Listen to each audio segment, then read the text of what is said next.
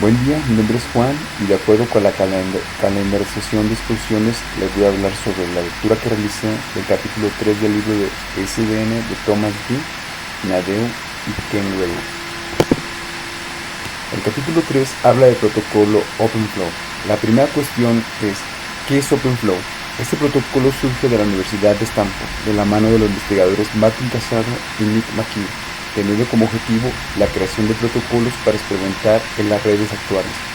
OpenFlow es una interfaz de programación de aplicaciones, software, lo que significa que es un protocolo de comunicación entre la capa de control y la capa de infraestructura de red desde la vista de SDN.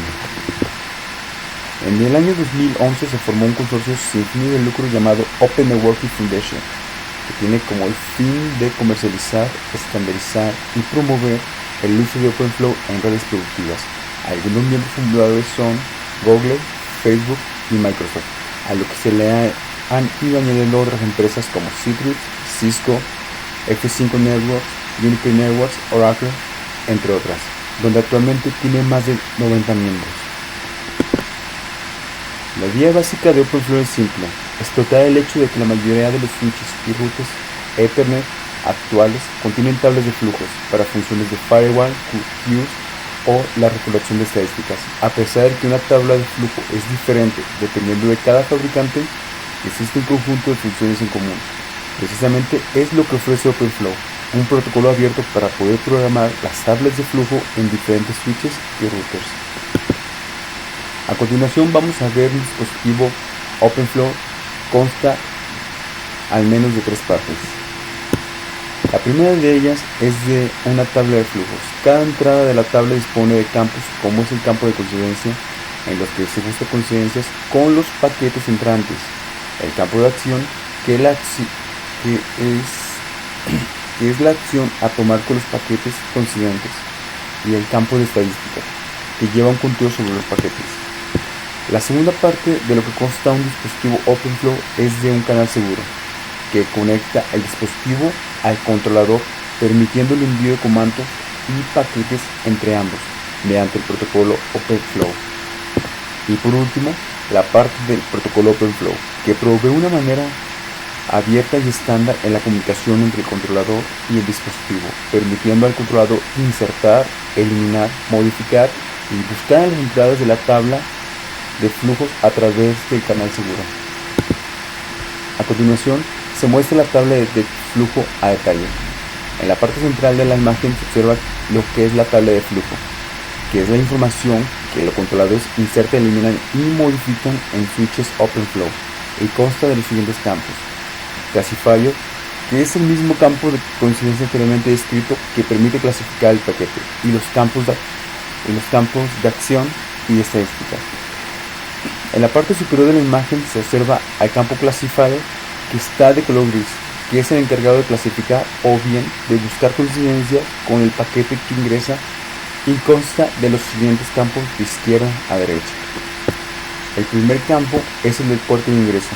El segundo campo es el campo Ethernet, que consta de la dirección origen MAC, la dirección destino MAC y el tipo de trama Ethernet. El tercer campo es el campo de VLAN, que consta del identificador de la VLAN y su prioridad. El cuarto campo es el campo IP, que a su vez consta de la dirección IP de origen, la dirección IP destino, el protocolo y el TOS, que sería el tipo de servicio, que permite definir prioridades. Y por último, el quinto campo es el campo TCP/UDP, que consta del número de puerto de origen y el número de puerto de destino. Como anteriormente se mencionó, los campos anteriores permiten clasificar al paquete. El siguiente campo de la tabla de flujo es el campo acción, que es la acción que se tomará cuando se encuentra una coincidencia entre un paquete y una tabla de flujos del switch OpenFlow. Estas acciones se dividen en dos: en acciones mandatorias, tal como sería el reenvío del paquete o bien el descarte del mismo, así como el enviar el paquete al controlador y que éste decida qué se hace con el paquete, y las acciones opcionales, como la modificación de los encabezados, Cabe recordar que estas acciones serán tomadas de acuerdo a las coincidencias del paquete y a la tabla de flujo. Y por último, el campo de estadísticas, que permite el conteo de paquetes para su análisis. OpenFlow define tres tipos de puertos. Los puertos físicos, que corresponden a una interfaz de hardware del switch. Ejemplo de ellos será un puerto de Ethernet en un switch. Los puertos lógicos, estos no corresponden directamente a una interfaz de hardware del switch. Los puertos lógicos son de alto nivel de abstracción. Estos puertos lógicos pueden encapsular paquetes y mapearlos a varios puertos físicos. Estos pueden ser como puertos VLAN, loopbacks y túneles. Y por último tenemos a los puertos reservados, definidos por la especificación de OpenFlow, donde se realizan acciones genéricas de reenvío, como enviar y recibir desde el controlador, inundar, reenviar, utilizando métodos que no son de OpenFlow. Ejemplo de esto será el procesamiento de paquetes de los switches normales. El reenvío de paquetes puede efectuarse tanto en puertos físicos y puertos virtuales. Las conexiones son a través de puertos.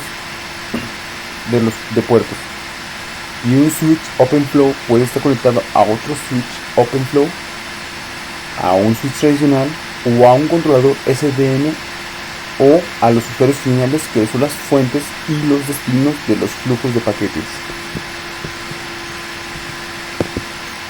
El modelo con un switch OpenFlow de la versión 1, mostrado en la figura de la izquierda, funciona bien en un switch basado en software o bien basado en hardware de reenvío con varias simplificaciones, es decir, con memorias muy grandes, anchas y profundas como será la STICAM. Pero debido a que no todos los dispositivos son construidos de esta manera, este modelo no es el mejor.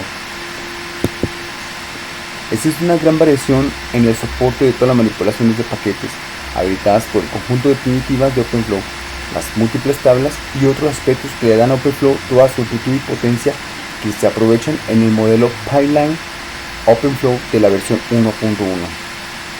Dentro de cada switch, una serie de tablas de flujo es usada para administrar los flujos de paquetes a través del switch.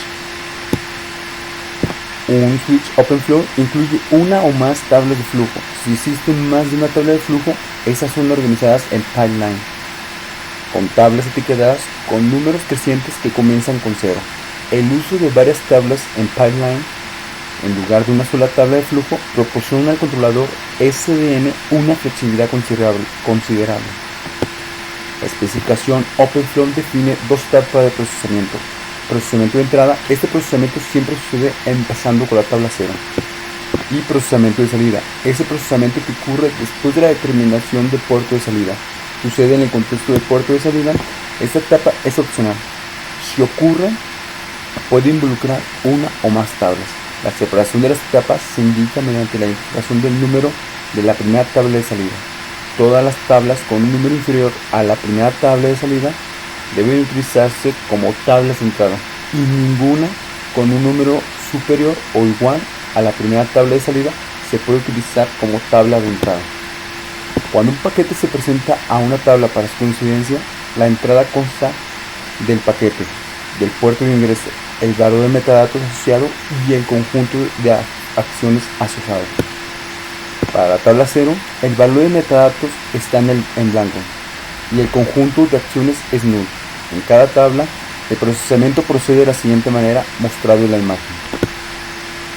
Pero este tipo de procesamiento presenta varias deficiencias, tales como la pérdida de información, el filtrado de información, una débil transición, una débil abstracción del plano de control al plano de datos, una explosión del estado combinatorio, eventos de control controlados por el plano de datos, una débil infraestructura de indirección, mensajes periódicos sensibles al tiempo, múltiples motores de control, débil sensibilidad y la dispersión de primitivas.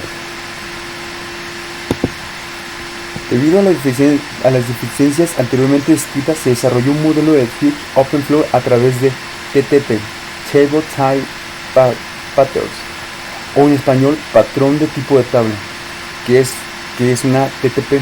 Es un modelo de switch abstracto que describe comportamientos específicos de reenvío de paquetes que el controlador OpenFlow puede programar a través del protocolo OpenFlow a un switch OpenFlow.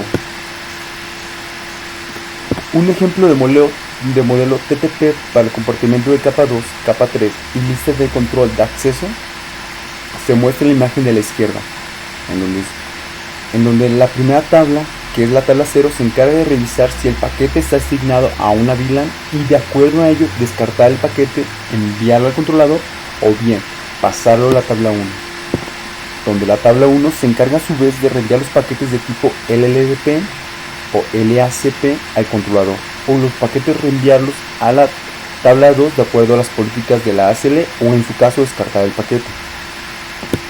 La tabla 2 se encarga de revisar si el paquete es para una MAC de un router o no.